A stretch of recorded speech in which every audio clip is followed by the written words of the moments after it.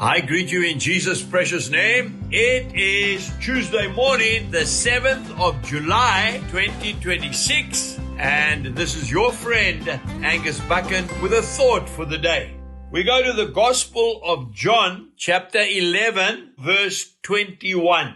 Now Martha said to Jesus, Lord, if you had been here, my brother would not have died. But even now, I know that whatever you ask of God, God will give you. Jesus said to her, your brother will rise again. Martha said to him, I know that he will rise again in the resurrection at the last day. But Jesus said to her, I am the resurrection and the life. He who believes in me, though he may die, he shall live. You see what happened there? Martha was one of Jesus' best friends. Martha, Mary, and Lazarus. He used to stay at their house many times. Now she asked, Lord, I'm praying for my brother. He was dead. Jesus said to her, your brother will not die. He will live. Now she misunderstood him. She thought he was talking about the resurrection. No, he was talking about the fact that he was about to be raised from the dead immediately.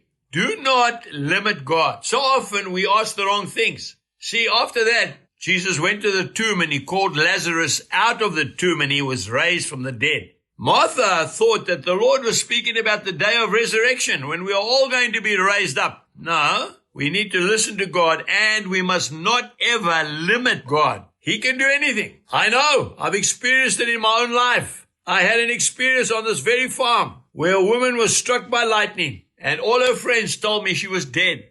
I prayed for her and God raised her up. That is a fact. Do not limit God.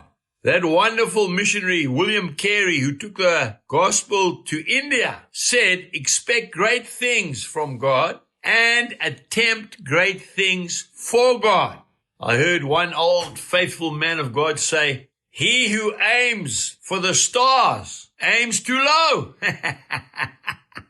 We must aim above the stars. Because God is not limited in anything.